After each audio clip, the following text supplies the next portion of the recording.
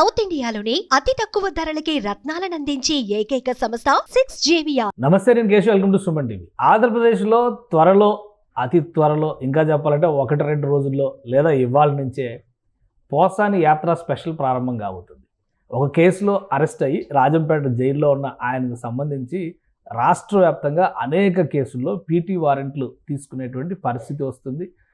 ఏకంగా రాజంపేట జైలు దగ్గర మేమని పోటీ పడుతున్నటువంటి వాతావరణం ఉంది. ఈ క్రమంలో నరసరావుపేట పోలీసులు ఫైనల్గా నరసరావుపేటలో నమోదైన కేసుల విచారణ నిమిత్తం పోసాని కృష్ణమురళిని తీసుకెళ్లేటువంటి ప్రయత్నం చేస్తున్నారు. కోర్టు అనుమతి కూడా దీనికి సంబంధించి ఇప్పటికే తీసుకున్నారు. అసలు ఏం జరగబోతోంది, పోసాని చేసినటువంటి వ్యాఖ్యల పైన ఇంతలా దుమారం రేగడానికి గతంలో పెట్టినటువంటి కేసులు ఇప్పుడు పెట్టినటువంటి కేసులకి ఉన్న తేడా ఏంటి, ఒకసారి విశ్లేషించే ప్రయత్నం చేద్దాం. మనతో పాటు అనలిస్ట్ చందు శ్రీనివాస్ గారు. నమస్కారం. నమస్కారం అండి.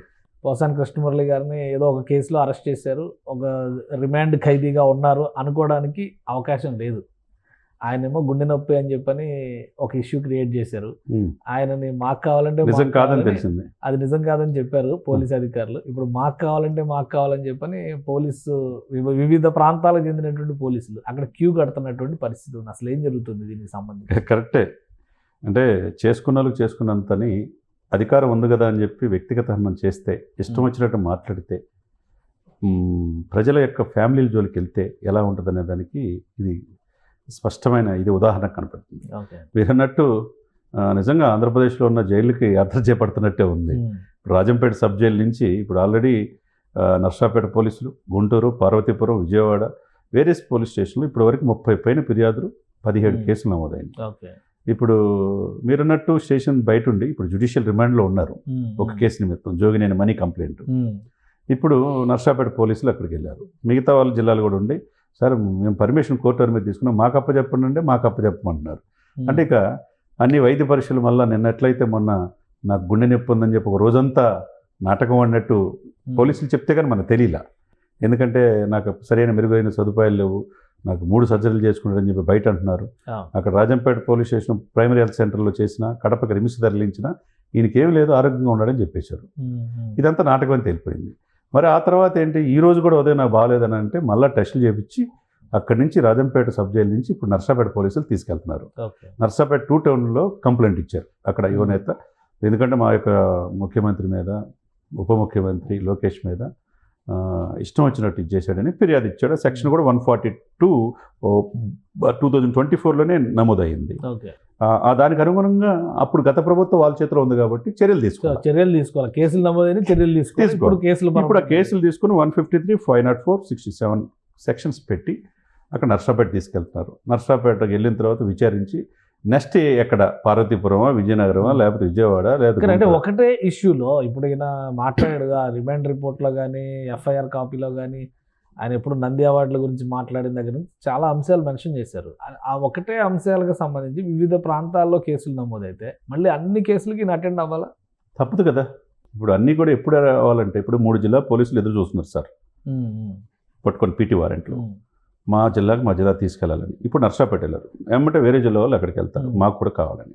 ఇవన్నీ ఏంటి, అక్కడక్కడ ఆయా పరిధిలో వాళ్ళు కంప్లైంట్ ఇచ్చి విచారించాల్సిన బాధ్యత పోలీసులదే. ఎప్పుడు అల్టిమేట్గా న్యాయం జరిగిందంటే ఇవన్నీ తిరిగిన తర్వాత నేను తిరగలేకపోతున్నాను, నాకు ఒకటే దాటి తీసుకురమ్మానంటే అది హైకోర్టు పరిధిలో వచ్చే అవకాశం ఉంది. హైకోర్టుకి వచ్చే పరిధి ఈ కేసులన్నీ ఆరోగ్య సమస్యలు ఉన్నాయని చెప్తున్నారు కాబట్టి ఆ రిక్వెస్ట్ చేసేందుకు అవకాశాలు ఏమైనా ఉన్నాయి? ఇప్పుడు ఆ రిక్వెస్ట్ అవకాశం పోగొట్టుకున్నట్టు కనపడుతుంది. ఇప్పుడు ఆరోగ్యం బాగుందంటే నీకు ఎన్ని సర్జరీలు చేసినా రికార్డ్స్ ఉంటాయి కదా. మీకు బీపీ, ఈసీజీ, ఎకో, ట్రెడ్మిల్ అన్ని టెస్టులు చేస్తారు కదా. చేసినప్పుడు నీకు ఏమీ లేదన్నప్పుడు నువ్వు ఏ విధంగా తరచు అని చెప్పి అంటే ఏంటి, నీ యొక్క ఆనాటి వైసీపీ పెద్దలు కావచ్చు, ఆనాటి లీగల్ సలహాదారులు ఎవరో కలిసిన తర్వాత ఇదంతా జరిగింది అంటున్నారు జైలు ములాఖత్తులో. ఇలా చెయ్యి, నువ్వు బాగోలేదు, ములాఖత్ కూడా జరిగింది, ములాఖత్ తర్వాత ఈ డ్రామా అంత ఇవన్నీ స్టార్ట్ అవుతుందండి. అంటే సహజంగా వీళ్ళు ఏంటంటే బాగోలేదంటే మెడికల్ హ్యూమానిటరీ గ్రౌండ్స్లో అతన్ని మెరుగైన సదుపాయాల కోసం కల్పించని అంటారు. అక్కడికి వెళ్తే రెస్ట్ తీసుకొని ఏదైనా ఆ కారణంతో బెయిల్ పొందొచ్చు. రకరకాల పారామీటర్స్ ఉంటాయి. ఏదైనా కానీ పోసానికి సినిమాల్లో చూసే విధంగా ఒక నటుడిగా మంచి ఆదరణ పొందిన ఆ వ్యక్తి ఇప్పుడు నిజ జీవితంలో స్టేషన్ల చుట్టూ తిరగటం అంటే ఆ వయసులో ఓ రకంగా కొద్దిగా బాధగానే ఉంది. మనకు కూడా కోరి తెచ్చుకున్న సమస్య. కాకపోతే ఒకటండి కేశవ్ గారు, మీరైనా నేనైనా మనం మాట్లాడేటప్పుడు ఎదుటి వాళ్ళు నొప్పించకుండా ప్రజల్లో ఏముంది, ప్రజల భావాలకు అనుగుణంగా తప్పు చేశాడంటే తప్పు అని చెప్తాం. అంతేగాని మనం ఇష్టం వచ్చినట్టు మాట్లాడితే ఆయన వయసు ఆరోగ్యం రీత్యా చూస్తే ఇది కక్ష సాధింపు, ఆయన ప్రాణాల మీదకి వచ్చే అవకాశం ఉందని పూనం కౌర్ ట్వీట్ చేశారు.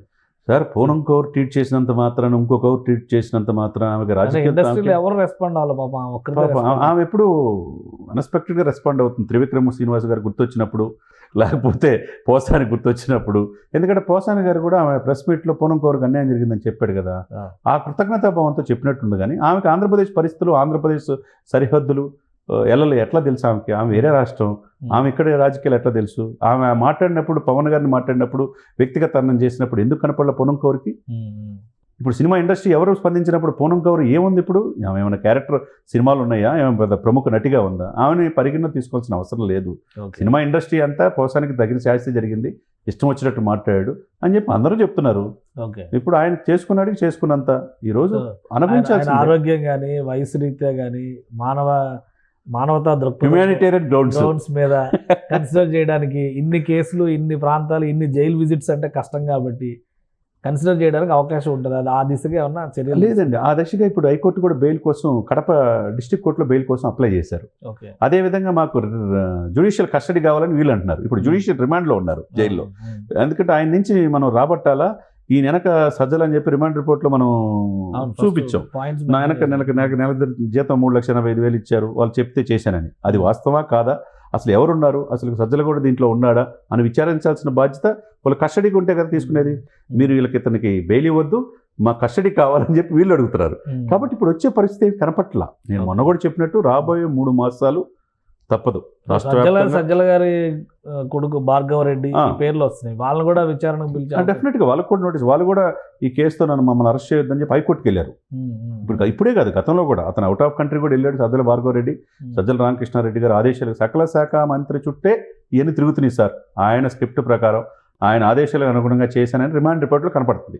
వాస్తవాలు బయటకు రావాల్సిన అవసరం ఉంది. ఒకవేళ సజ్జలే కనుక ఉంటే ఇప్పుడు A1 సజ్జలు అవుతాడు, ఇప్పుడు A2 సజ్జల భార్గవ అవుతాడు. అంటే ప్రేరేపించిన వాళ్ళే A1 అంతే కదా, దీనికి కారణమైన వాళ్ళు అవుతారు.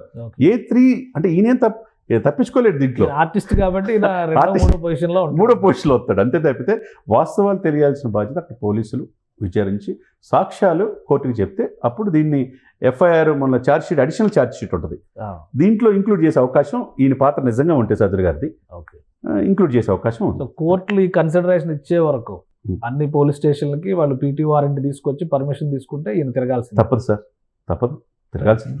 రైట్, థ్యాంక్ యూ చంద్ర శ్రీనివాస్ గారు. ఇది పోసాని కృష్ణమురళికి సంబంధించి రాష్ట్ర వ్యాప్తంగా దాదాపు 40 ప్రాంతాల్లో ఫిర్యాదులు వచ్చినాయి, 17 కేసులు నమోదైనాయి.